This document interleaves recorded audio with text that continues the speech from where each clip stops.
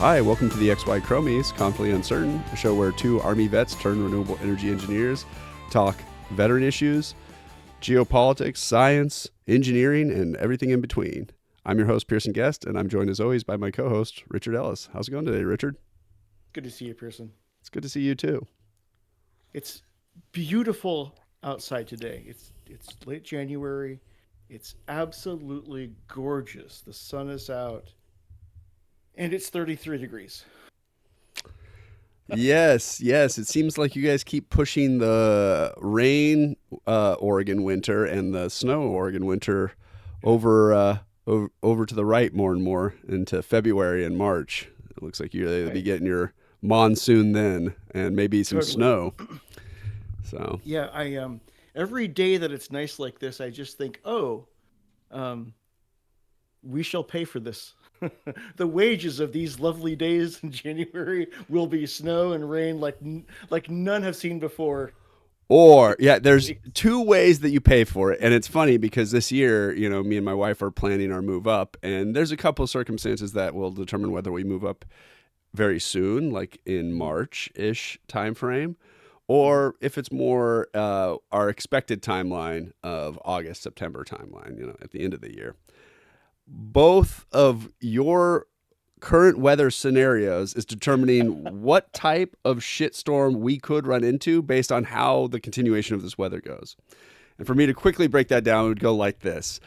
Basically, Richard was saying is that if it's not wet in December and January in Oregon or Portland, like it's supposed to be or typically is, um, then typically the rainy season really hits the spring or very hard, and Yeah. potentially some snowstorms in February. Or it's just a really mild winter and there's not that much precipitation at all, which means that the summertime is when fire season kicks off pretty Mhm. hard and fast. And so both of those things could suck in different ways. I hope for the first one and not the latter. Yeah. Um, I don't want to move when it's smoky and apocalyptic in Oregon and drive through all of that crap. That sucks. I'd rather drive through the snowstorm at the pass with some chains on my tires, I think. I don't know. That's Yeah. my bias right now, but that could flip while I'm on the road in March and the pass for the I-5 over into Astoria down there. What is it? What's the town that you go down to? Well, It's like, Astoria is not what you're going to be driving through if you're driving north from California. no, not Astoria. Um, I'm thinking of a different town in the south. That's right yeah. after you get past the California Pass. Shit. Yeah. You're thinking of the town where they have that Shakespeare festival. That's the one. It'll come to me. God, And for the audience, we refuse to look this up. We will not look at a map to remind ourselves the name of the Shakespeare festival town. no, Oregon cities. I will figure them out. I'm pretty good, and it'll come back to me. So I'm already There's a halfway there in my mind. there's a suburb called Phoenix, but I refuse to remember the name of the. I will not look it up either. We have the town called Boring, Oregon, as well. By the way, so for all those users who don't know, uh, And you're doing it alphabetically. The unknown town's name begins with an A. That's why you said Astoria. yep. And then you mentioned Boring, which is a town that is it lives up to its name in many ways. Thankfully for the people living there, I'm sure they absolutely love that it's both those things. Way closer to Portland. Boring is way closer to Portland than either Astoria or the town that I'm forgetting. By the way, I think it's about 45 minutes away, so that's annoying. Um, yeah, the West Coast is really it's funny because you have a combination of, well, especially in California, a bunch of Spanish and Mexican named towns down here, of Yep. course, because for a while they owned it. And then a lot of Native American towns, and then mixed in with like whatever settler, like English colonial settlers were rocking, uh, uh, you know, combinations of some very English, Irish, and some Dutch names over here too. Some Swedish, some Swedes over here. So yeah, you get these really funny combinations of town names out here for sure. Um, There's a little bit of history which I shall not go into in depth, but near where I live in Oregon, there's a town. There's a not a town. Let me rephrase that. There was a town that is sort of involved in Oregon's history as the place transitioning from a notional territory and a disputed territory between the British and uh, turn of the 19th century American country, the United States. Yeah. Right. This is the now disappeared due to flood Shampooey, and Shampooey. Shampooey is yep. Shampooey is one of those original territorial sites where um, people retiring from the trapping industry would aggregate, add, and colonize. And again, this is why I'm not going into depth about it, but Shampooey represents one of these interesting places that is lost to time because of a natural event, a natural tragedy for them, but is notable nonetheless for, I think, being one of those original consensus votes among the people living there, whether or not to be a subject of the crown or a state of the union. Yeah. And Shampooey is definitely one of those Northwest Native names or terminologies that was going to be a major part of our culture, and then that kind of changed as time went on. Yeah, that's funny how things have a chance to be very significant and then it just barely misses. Or just over the years, I guess that kind of makes me think about how capital cities change too in states. Like they weren't originally there. We have a place called Oregon City, Mm-hmm. which there's a dispute in Oregon at the time for where the capital was going to be, or it was the capital at one point, and um, I think due to political reasons, it was changed. Or, but yeah, I'd have to go back and listen to my kick-ass Oregon history series. There's a there is a program put on by some people that are Oregonians and interested in Oregon's history that I think it's called Kick-Ass Oregon History or something like that. Good listen. I recommend it. yeah. I the kick it. God, the last eye-opening history I had about Oregon was when I watched the Netflix special called Wild Wild West and found out all about the damn Okay. the people over in Eastern Oregon. It was basically like a kind of a cult, um, but they built a Called the town in like Rajneesh. the Rajneesh, yeah, and they built a town in like 2 years though. It was like incredible, like what they had done out there, but um, Mm-hmm.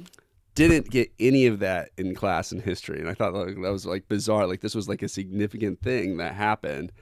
Within like the last 30 years too, and like there's like yeah we don't need to talk about the Rajneeshi and stuff.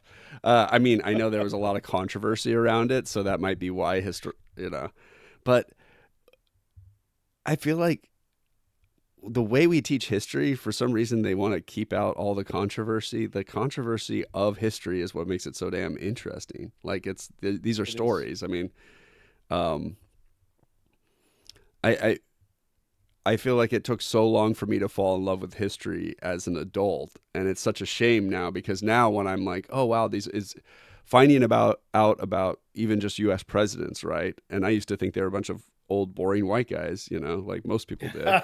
But you do find out that these are pretty. A lot of them are really interesting characters or people throughout history and stuff, and similarly other leaders of other countries and so on and so forth. These are characters that are quite large in their period of time. They hold Mm-hmm. significant weight, and yeah, the controversial ones are really fascinating too. By the way, and some of the worst people out there are by far the most fascinating. Um, which we know that to be evident today too. That terrible people are really interesting people, though. What's up with that, Richard? What do you think? That's our. Um, it's There are linguists and paleoanthropologists who have a working theory that our ability towards speech is a evolution and sophistication around our interest in gossip, because gossip is a highly effective way to um, Spread information. sort out and yeah, well, sort out and organize small civilizations. In other words, those 50 to 100 person bands of people that we basically came from. And so it turns out that gossip is a superior form of communication before you get to the more superior forms of communication called ideas Hmm. and abstract concepts. And so gossip works really well because it doesn't just communicate a reality, it communicates um, feelings about a reality. Yeah. The And vibes of, so they would say, people would, yeah, the yeah, vibes of what the time felt like, not necessarily like the accuracy or, what the facts of the matter are. But yeah, right. And interesting. so there are plenty of species of creature that live on the planet that we have recordings of and like uh, clearly identified that this type of monkey makes this type of noise when a hawk is overhead, but makes this type of noise when a leopard is below the tree canopy. So Hmm. it's obvious that there are primates currently who have um, sophisticated vocal capabilities for communication. But what would this is one of those things where but what sets us apart from the animal kingdom is that we gossip, whereas their ability to communicate and shun is less sophisticated, right? Yeah. So we love a I mean uh, I'm going to speak in the abstract here as though I was referring to a contemporary events, but I'm not. We love to elect a terrible president. Yeah. Yeah, for sure. And we've got a whole history of doing it. So, um, this one isn't it, of course. Like, this one is not. He's something else. This is something else. I'll just say that. Uh, Something entirely else. we're only talking in coded language now when it comes to our oligarch lords, and because that's acceptable within the modern basis. But yeah, this one is something else. I'll say that. Leave that to the viewers. Um, that's it's funny. I mean, I guess what sets us apart, and one of the things that I've learned recently or heard through, of course, a series of podcasts of these archaeologists and anthropologists who have started to really look more deeply at like the Neanderthals and the other different peoples and stuff. Mm-hmm. And Mm-hmm. because for so long, this extinction theory, this idea of like a superior being coming in and wiping Yeah. out the Neanderthals, it wasn't matching with historical records or data really well, Right. and we just weren't finding evidence of large mass grave sites, which would have been, those would have been like probably the biggest key um, that we would have seen more evidence of either battles or huge massive disease, because those were like the whole two reasons, I guess, there were mass graves.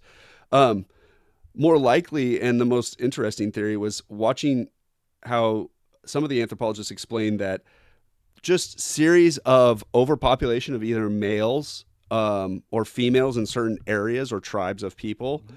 cause Mm-hmm. mass migration of males over generations potentially due to a supply of food and resources, right? I mean, it's really Right. simple.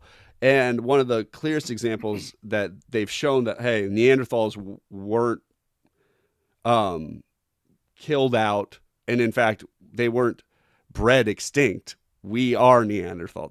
All of us have Neanderthal in it because it was integrated into our genome the same way that the African plains elephant uh, completely eradicated didn't eradicate but integrated the forest elephant genome in Africa. And they said that this happened like basically the plains had more food readily available for Yeah. the plains species, and so there was an overabundance of males. They had to travel further to go find mates. They would go into the forest, and there were just more of them, so they would breed more over there. And um, this over generations and generations, just they all the elephants became basically the plains elephant, and they think similarly that this happened to like Neanderthals, because they were over in more forested or mountainous or colder climate areas, so they were had less access to resources and therefore less population. And meanwhile, the more agrarian farming societies were producing more children, and then those males had to go migrate north and elsewhere to find mating. So, um, all of this is to say that during this, what anthropologists have really said is that what's allowed us to evolve has not been fire even or cooking our food. Maybe it was our ability to not only speak language, communicate, but to share historical knowledge. And so through communication, because so the chimps, they're communicating to each other, but they're not communicating like things that happened in the past to maybe other, hey, your grandpa chimp, he hit his head just like you did back in the day, and the reason he hit it, Right. like it's always it seems as though it's in the now. I mean, we're not obviously reading everything that the chimps are communicating and stuff, but that ability for us to share past knowledge has really been the key. Maybe this is some theories, of course. None of this is locked down for sure, but I do like the idea, Right. the theory of sharing knowledge from the past has been, and preserving and saving it has been how we've evolved. Um, One of the correlations that um, uh, paleoanthropology has brought us. This is an interesting correlation. A lot of what we talk about when we get into this topic of, well, how did we become the things that we are now? How did we become Homo sapiens sapiens? Well, first of all, that's a name that we apply to ourselves, so we get yeah. this meta problem. But anyway, uh, what would we have been prior to what we are now? And these are provocative topics because it suggests that there would have been this clear, definitive line between a predecessor and who we are today. And what we're finding is those lines are a little more blurred than we might have been comfortable with up until now, and maybe even going forward. There are people that are very uncomfortable with this idea that we would have anything other than a contemporary pattern for our entire history. Mm-hmm. But one of the suppositions that paleoanthropology has brought us is this idea that um, brain size, so the volume of our skull, correlates to the size of social groups that we can effectively live within. And it's it would seem that we've really blown that completely out of proportion in our modern day because of how many of us there are on the planet and how large our cities can be. Um, those are abstractions that come from our ability, but they aren't necessarily really where we would default to. Where we would default to is, like I said a little bit earlier, but between 50 and 100 individuals. What's a what's a pack of Homo sapiens sapiens gets above 100 individuals? We can no longer have the types of um, direct one-on-one relationships with each other that we can sustain long term, and so fractures will begin to form. And this is the another theory brought on by cultural anthropology, which is we are a fusion fission species. So fractures will form in our social groups. Those social groups will separate into two smaller social groups.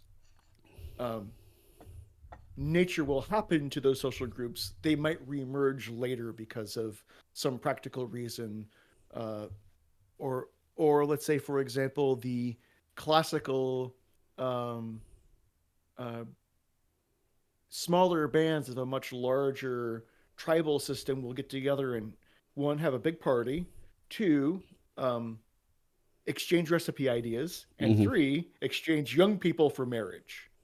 And those marital bonds tended to be highly effective in maintaining peace between these bands of people that had to socially separate for whatever reason, but still maintain some type of link.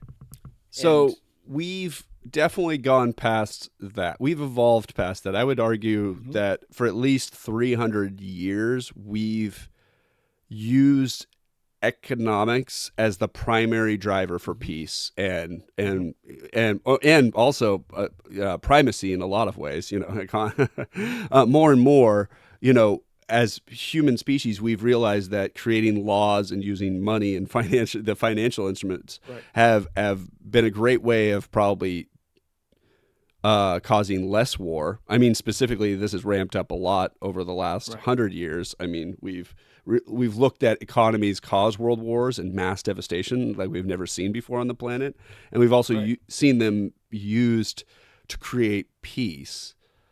What I think now, do you think we've evolved or we're transitioning from this small tribe to larger tribe mentality? And it's not even so here I have a couple thoughts. So one thing would be, do you think we've transitioned out of that yet, or we're still doing it? So that would be one. And the second thing is, do you think that transition looks more like, because when you said we have like the tribe, our core tribe of like people that we can Mhm, maintain relationships with, but what I feel like in the modern era is I have a lot of micro tribes, and those tribes, you know, like I have a work tribe, right? And like I maintain a relationship with a lot of those people.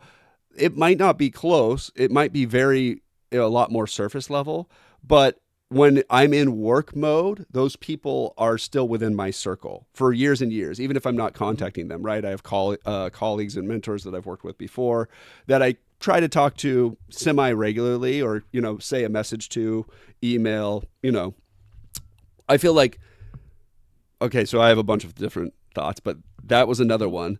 The third one is this because now we have our brain might not continuously like exponentially grown because we have bigger tribes now yet, but we have created a bunch of adaptive technology to one increase the ways at which we communicate. To we have more ways of communicating than we ever have before, and we have all these ways of storing information now that we that we didn't have before. Where we had to rely on our brain and writing things down. Now there's a lot of ways to store information through auditory, visual, and all these different other things. So, boom, shotgun salad at you. Are we in the transition now? And are these all, I guess, evidence of that transition potentially happening right now to the next stage yeah. of our evolution or whatever, basically?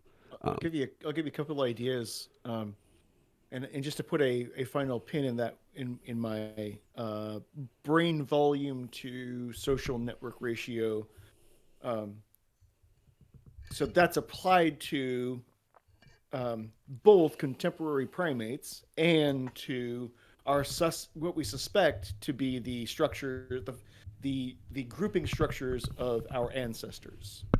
mm-hmm. So it turns out that we've measured the cranial sizes of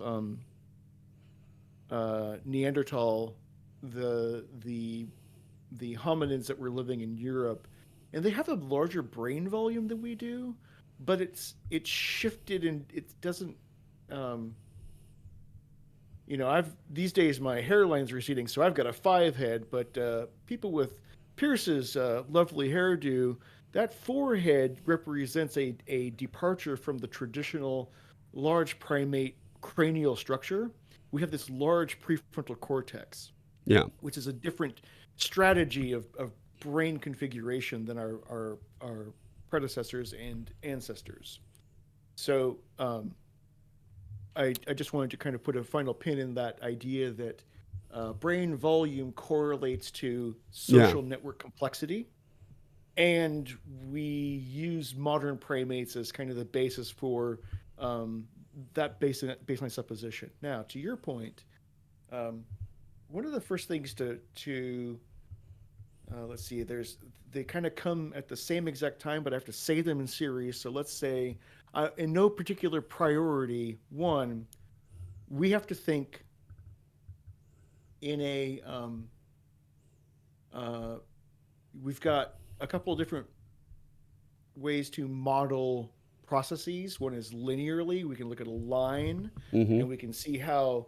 a bunch of data assembles around a linear fit, Yeah, which would and be we we would have be looking at two different variables and how they right. correlate, and the Yep. line will tell us something about that correlation. Yeah. A simple example would be the t along the x-axis, and Exactly. like you could put anything in the money, and it would be money Yep. over time. Yep. For our And the correlation will audience. always be I'll basically you can fit a line to that those points of data, however many Sure, there may be. And then we have exponential. Now I'm not going to get into logarithmic because that's not quite the direction that this type of thinking can. I mean, it can in some ways. So it's hard to exponential, describe verbally, I would say. So let's right? just It really does avoid. require much. I yeah. Let me show a So to make sound decibel table, and maybe we could get go there. But yeah. So exponential means that we start very small, but because of a function where you take each starting number and then you multiply it times a two, and then you compounding multiply it function, times yes. right. It has this doubling quality or quadrupling quality, and so you can take what looks like a very low impact or very little deviation from zero, and then it spikes upward all of a sudden. Yeah.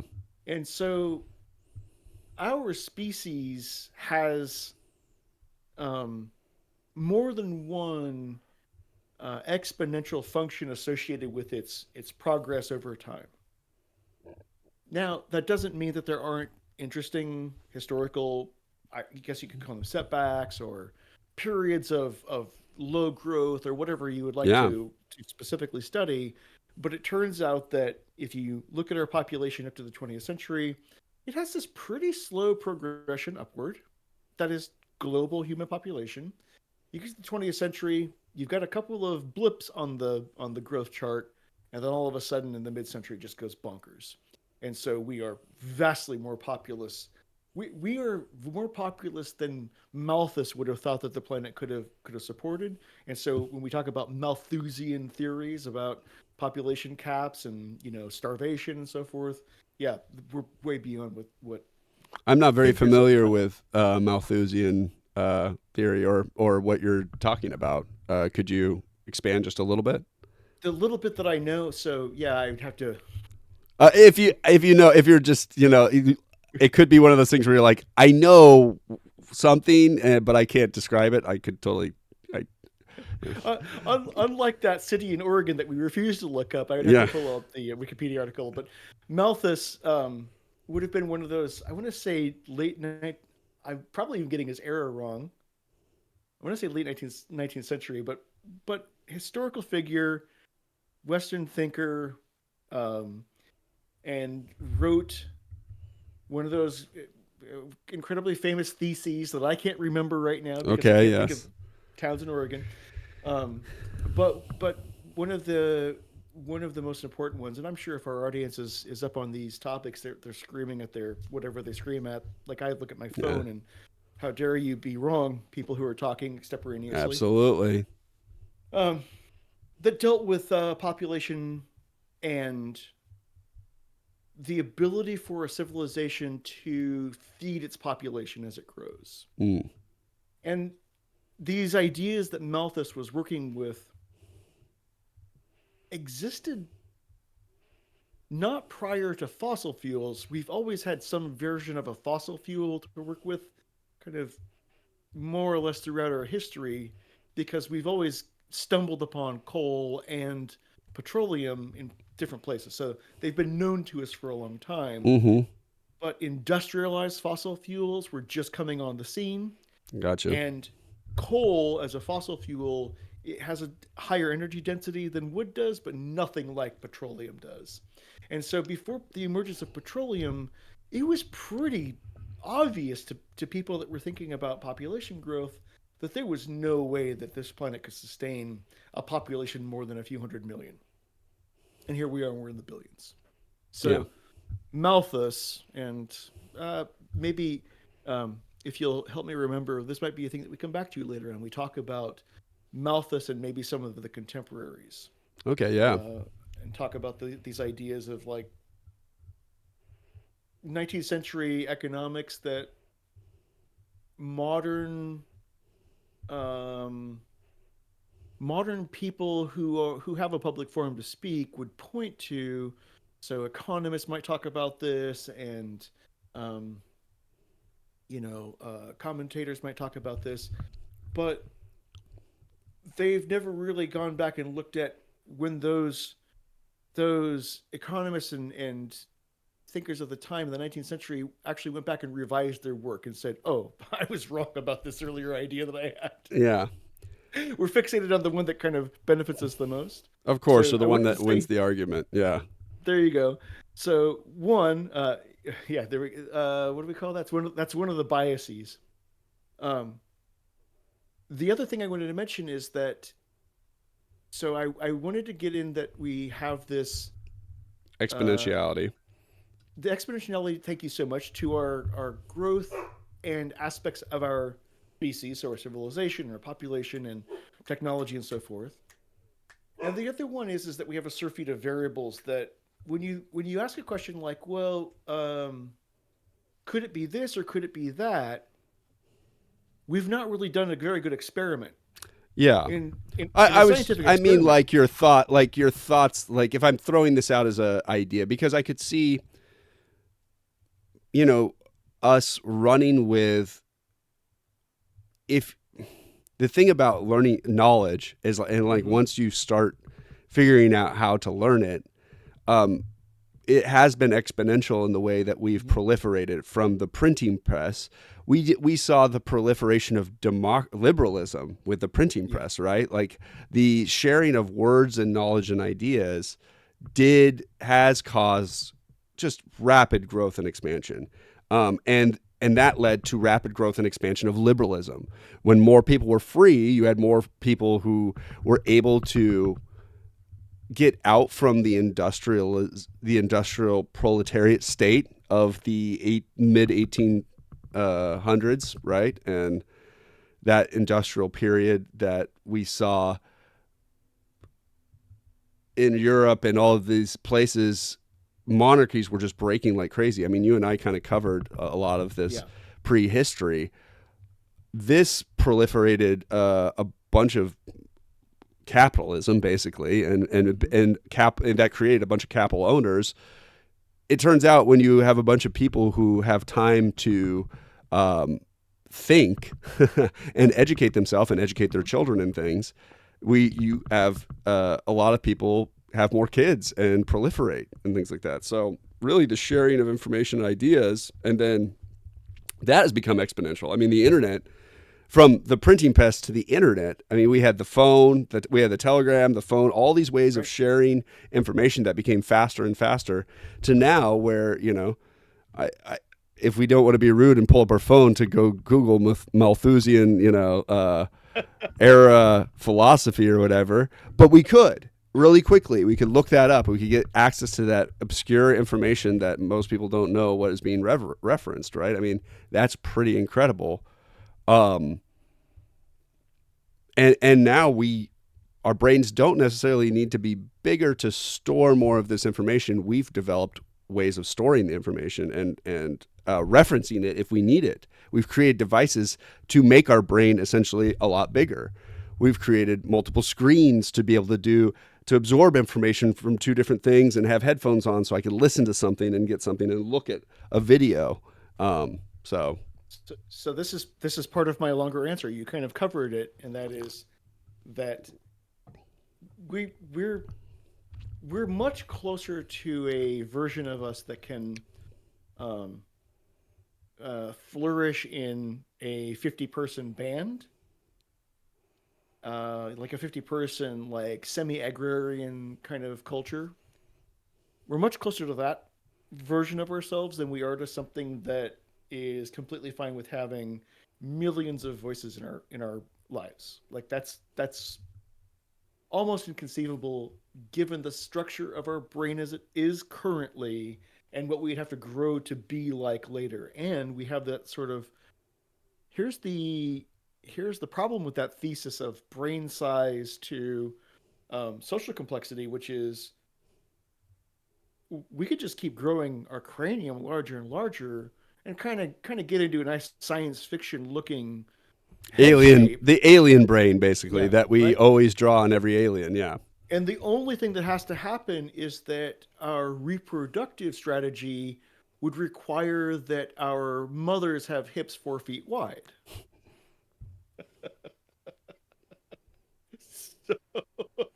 So Or the we're brain's optimized. even mushier when you come out, so that you Yeah, just, it's not. yeah, I mean, the skull is already a lot of different pieces when it's coming yeah, out, so that it can squeeze through the cavity as it is.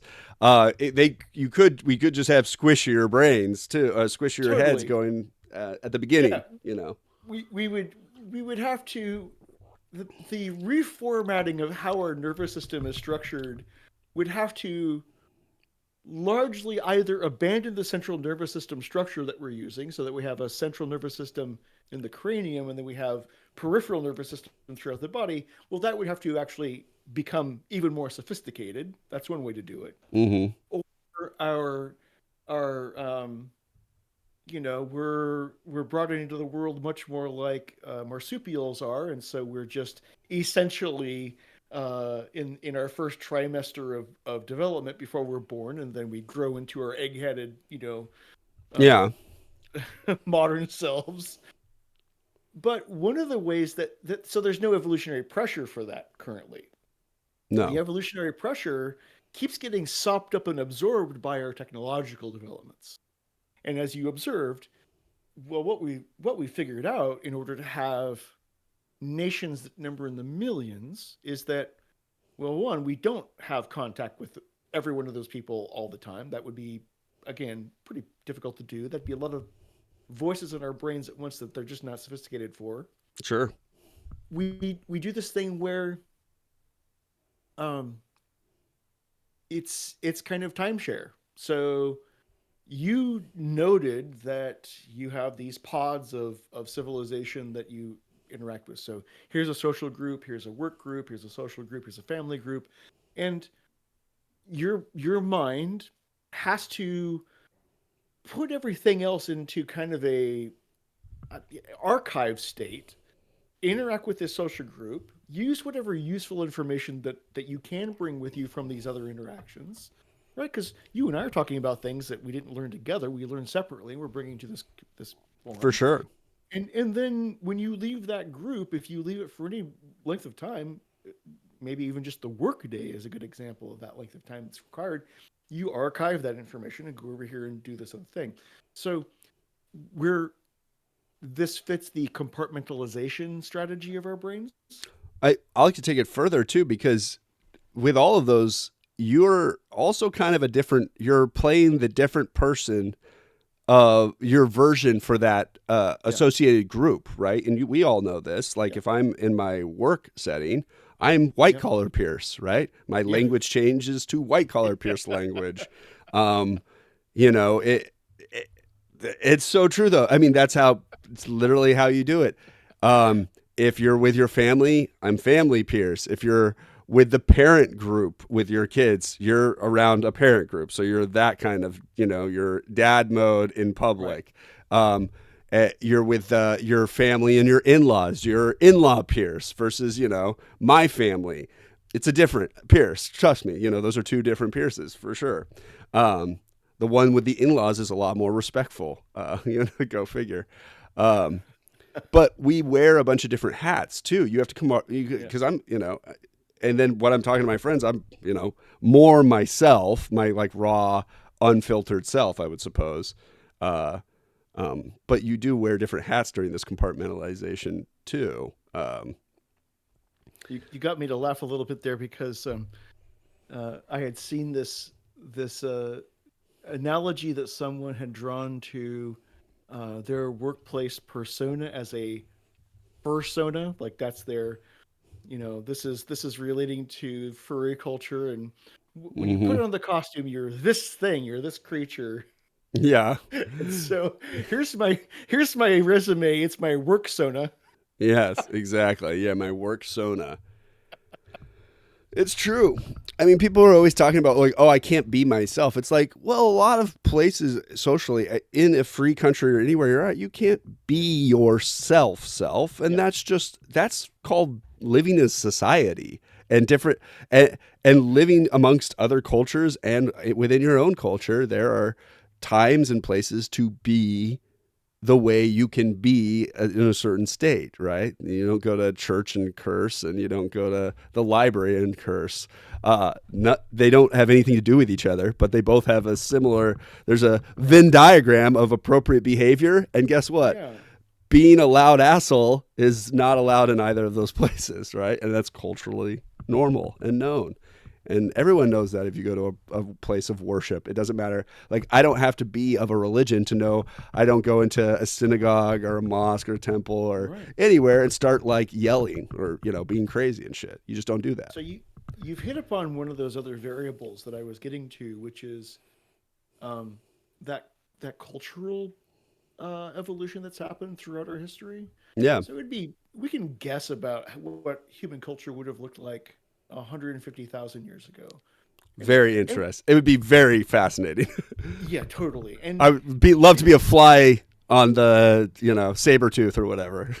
yeah, sitting off to the side recording what's going on would be amazing. So there's these suppositions that are kind of this mid-century anthropological hangover that we have that um, 150,000 years ago, Homo sapiens sapiens would have um, had these uh, the gender roles would have been very specific, that there would have been these class structures in place that model what we have now, and there would have been all the supposition was, oh, we wear neckties and we have our soup with a spoon, and the enforced cultural structure that we have right now in 1958 is identical to what it would have been 150,000 years ago. And let's just go with that. That we're confident that we would have totally had normalized nuclear family structures around, this one hunts and this one tends the hearth and I mean, right these sort of wasn't it like 150,000 years ago? Only 6% of males reproduced or something, right? Like I don't remember exactly. It was like I do. They've done tons of studies that have shown like now more males within their age range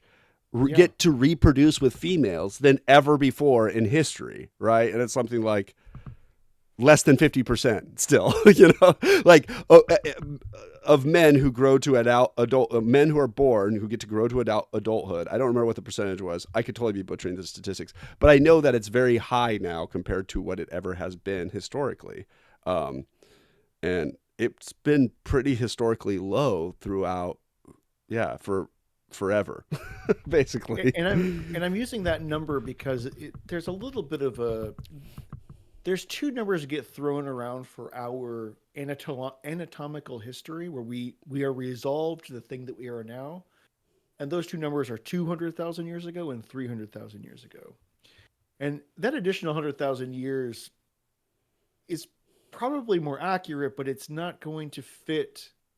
Um, in other words, the 300,000 years ago is what we're probably going to find, because we'll discover more fossils and study them more, is that yes, our species did exist.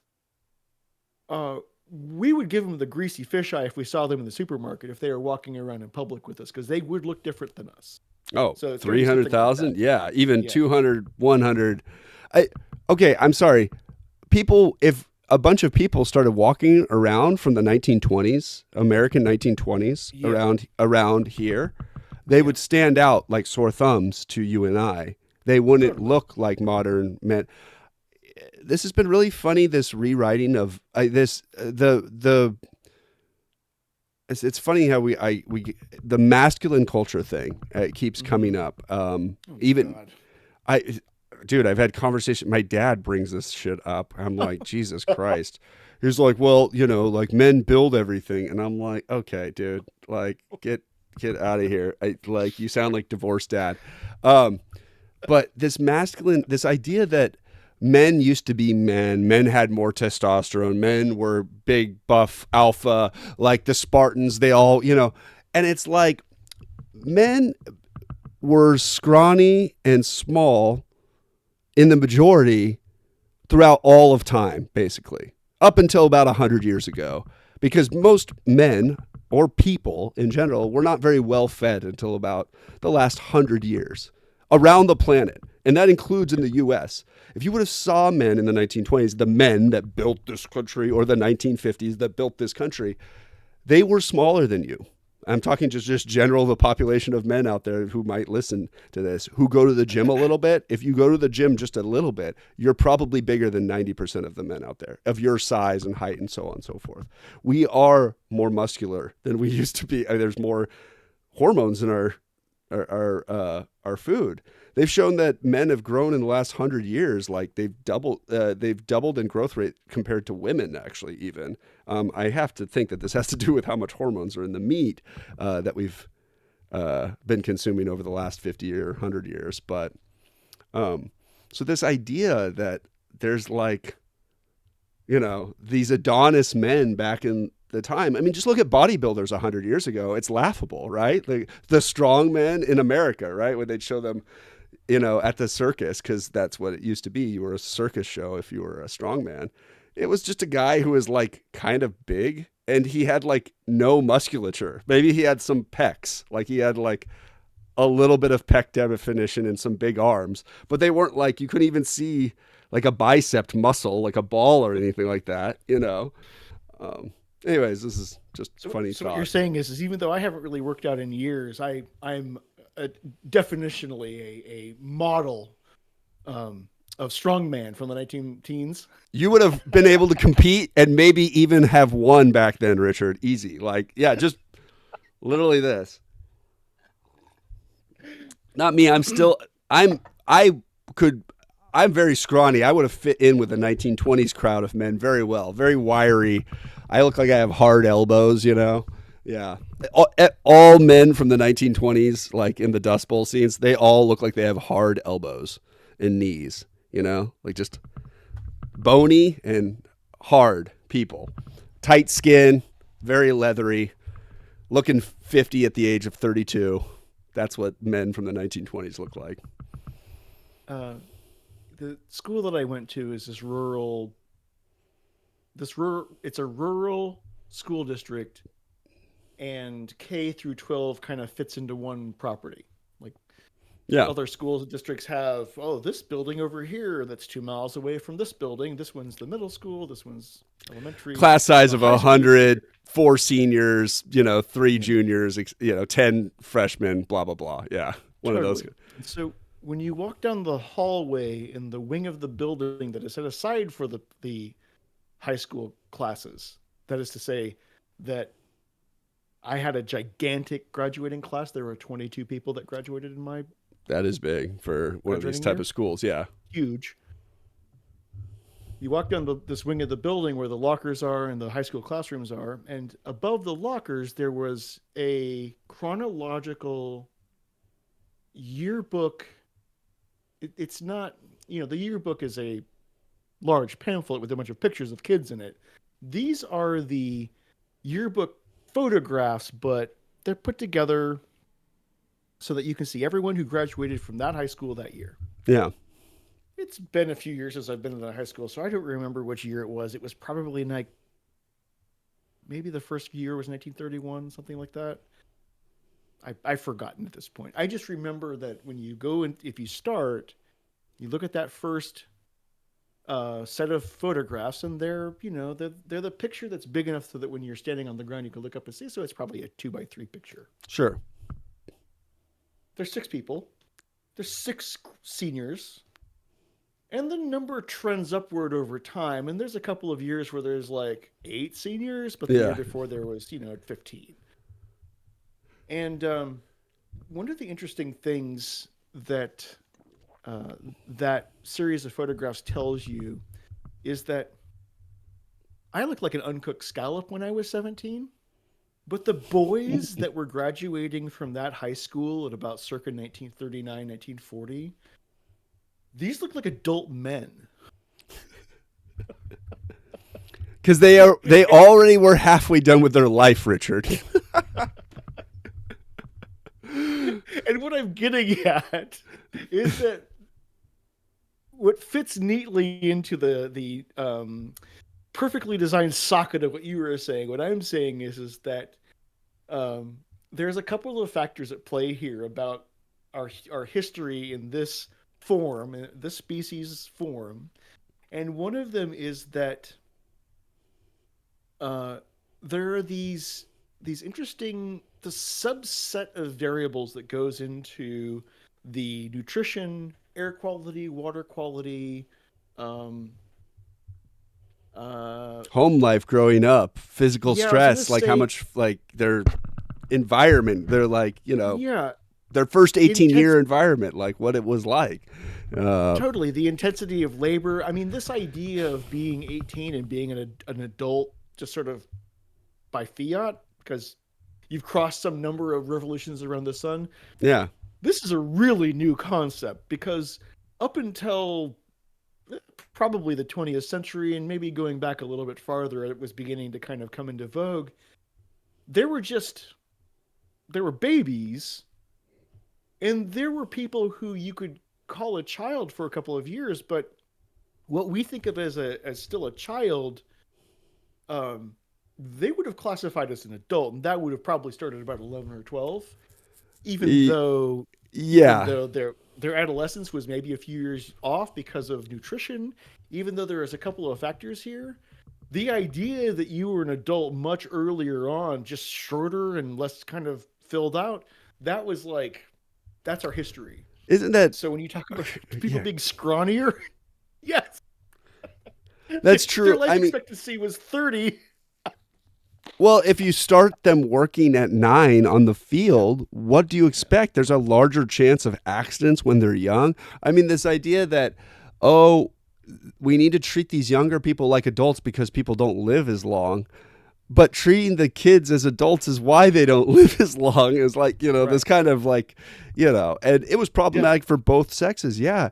Boys are being sent to factories to go work and stuff, and women at 11 are being bred off as they could go be brides to full grown men. This is yeah. both, in both cases, highly inappropriate and, um, and sus to begin with. I mean, like, just the idea that no one was figuring out, like, hey, maybe these women are dying in childbirth because they're not like adults yet and they haven't fully grown or matured as women. Do everybody think of it like we have such a high mortality rate because it's a baby having a baby?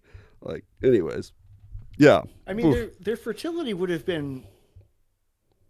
I know this is a total supposition on my part. Like there are. If you want to go look at those medical journals that talk about this, there are girls in our modern era that are they start their menses at like age 9, but Sure. that's not everyone. That's some examples, and that that early onset capability of reproduction is kind of a feature of the 20th century and later. Just like the So hormone, another right. allusion to the hormones that I mentioned about the size that we've grown as well. But yeah, I mean, and I'm not even going to push back or dispute your hormone assertion. I'm just going to say the available calories are yeah, thousands of times greater, that's a good point too. Simple and that explanation of totally yeah. totally changes how the human body ages slash matures slash puts on the capabilities of being an adult. So there's a couple of things at hand here, and one of them is that if if a person is malnourished to a certain ration of calories, for example, a female will eventually be able to be reproductive, and that'll be late teens, early 20s, and it all works out. So even though they were probably being treated as a woman at 11 or 12 or 13, they probably weren't reproducing until later. What was hard on them was back to that nutrition problem. Their available nutrition was always vastly less than what let's say you take someone from Victorian times and you bring her into a modern OBGYN and they go, okay, tell me about What have you been nutrition. eating? Yeah, she's like, well, I had half a loaf of bread today and a ration of moldy cheese or something. Yeah, and it's like, and that was the feast. That yesterday I didn't get the cheese, and I had a Right. quarter of a loaf of bread. So today was Yeah. great. I'm really eating high on So the the hog baby is here. doing great down here. Totally. Yeah, So it's not even in when I talk about calories, like that's our baseline understanding of nutrition. It's actually not the whole picture. Everyone probably knows by now, but maybe they yeah, don't. And so nutrition is okay, a baseline of calories, um, a melange of other things that include those annoying fruits and vegetables that we're supposed to eat. And I'm finding in middle age the uh, invisible things that are required to properly digest food and integrate it into our systems. And so you get into these chemical formulas. I think what is it, chromium picolinate or something like that. It's like there's these different blends of vitamins that show up in certain types of natural foods, but we're just not getting them. So it's helpful to take them. I'm taking digestive enzymes these days. Life changing. Wow. Ask your physician, but yeah, oh my god. And so even though people would have been eating maybe enough food to fill them, like here's this porridge made of oat, and here's some bread, and here's some moldy cheeses, your bounty would suggest. But that doesn't mean that the person isn't already stricken with some kind of GI distress that isn't permitting that food to actually do any yeah. nu- Do what it's nutrition. supposed to be doing. Yeah, Right. So there's a bunch of factors at play here that okay. So let's say a person is reproductive age and they can bear a child, their mortality rate is going to be very high post. Is it postpartum? It's after they've had the baby. There's any number of things that will cause her to ultimately die shortly after the birth of the child, for sure. Yeah, and that's where this historical and this is a number that I can't give you the source for. I heard it somewhere, baked it into my brain, then I've just moved on from it. But it's something like historically two in five people died in association with childbirth, and that's both mother and child, mother or child. But two in five is the ratio where childbirth was the um, defining characteristic of the mortality. yeah. So two in five is Forty some would percent. say almost half. Yeah, it's 40%. People, it's a lot. It's a lot. It's a lot. That's a high statistic. That's a, I mean, yeah, you see so many times I mean, if you've read any history and any man of note who lived beyond 50 or so, it was very common for them to have potentially three wives, and not Right, because they were cheating on them, which a lot of them were also doing right. that, but no, because of the mortality rate of their wives, and then and just people died from everything, sicknesses, and I mean, shit, all of this. Like, it's funny because when you were saying, like, it's so amazing what we didn't know even just 100 years about nutrition, about Mhm. cleanliness and health and caring for wounds and so many different things, like how much that's all advanced. I was just thinking, like, growing up in the 80s and 90s, America was not known as a food juggernaut of a country. Like, America was defined by Midwest cooking, essentially, which is garbage, by the way, if you didn't know.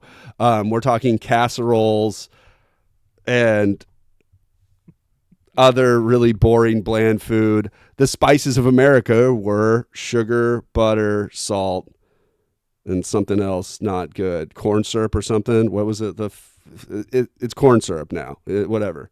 Sugar's been replaced with corn syrup, but yeah. Anyways, the four spices of American cooking. It was known as that, but I would argue, especially, I mean, might be biased because we're in Portland, but cooking in America, it is food culture in America is incredibly hype the last 10, 20 years. I mean, you can get food from any culture of any place in the world in America. There's no other place like that you can do that.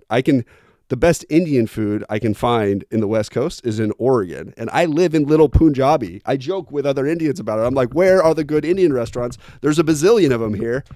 None of them are good. The best one, it's in Portland. So shout out to Siri, by the way, if you guys are ever in Northwest 23rd. Just gave you a little, all 10 of our viewers will be getting the inside info on one of the best restaurants in Portland.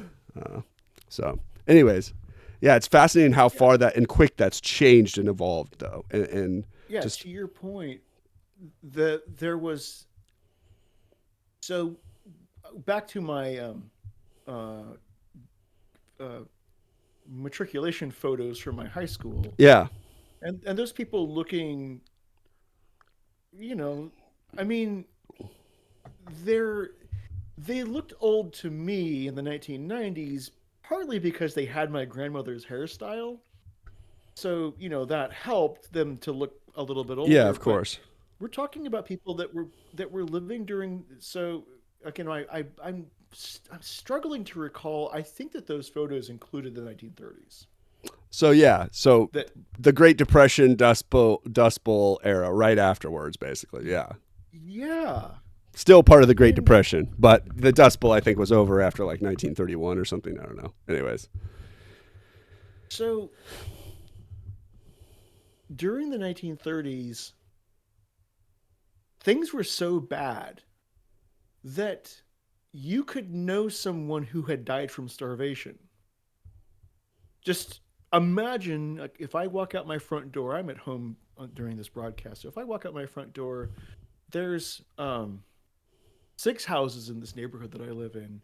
And if this was the 1930s, I could basically, blindfolded point, and one of those six houses would have more than one fatality due to starvation. It was wild. It was a wild time, and we've really lost contact with that. Maybe for the better in some ways.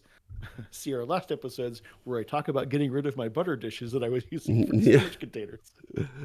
yeah, But the the the I want to say national systems, but like the civilization building that took place in the 1930s was a linear continuation of what had been going on before, but with much greater deliberation around what it meant to feed Americans and feed them properly so that they could work in factories and cut trail and build highways and pour concrete and bridges and dams. Like we were really a malnourished people with these like little islands of people being well fed, but that wasn't the normal thing around the country. And so one of the first and more interesting uh, complicating features of our mid-century development was the advent of the food bill. This would have been a bill in Congress that was voted on by lawmakers and implemented, and it is one of those things where in the design lawmakers are seldom as hip to modern technology as they might ideally be when they make a law about a of technology. course. But what we know now is that calories are only a small part of the ideal American diet. But for them, calories were the technological understanding of food at the time, and so they set these thresholds for calories, Yeah. and that led Minimum to calories too, which were good. So they would be like, "Hey guys, you need to get over this minimum, the minimum totally, amount of calories for you to yeah, have a healthy consumption of energy units to do the work we require of you." absolutely. So this to me this is a fascinating bit of our history because it has these really terrific unintended consequences, not least of which now we have an obesity pandemic, Epidemic, yeah, yeah, endemic, epidemic. There we go. yeah, It's an academic. These academic yeah. We have the other side of right. things, and those people are equally as malnourished in a different way. Mm-hmm. This might be a socioeconomic issue once again, like Mm-hmm. most malnourishment or overnourishment issues could potentially be. But this might be something we have to talk about in the future again, because it looks like we are past the witching hour. It's 1:04. So, Mm-hmm. gosh, it's been a really fascinating, fun conversation talking about another health related kind of day as usual. Yeah, really good stuff. Lots of variables out there. Very few things that we could look at ourselves and talk about uh, are have only one contributing factor. And seldom do these contributing factors represent linear changes. They oftentimes are exponential in one way or another. That's true. And Yeah. the takeaway message, at least from our discussion of the farm bill, is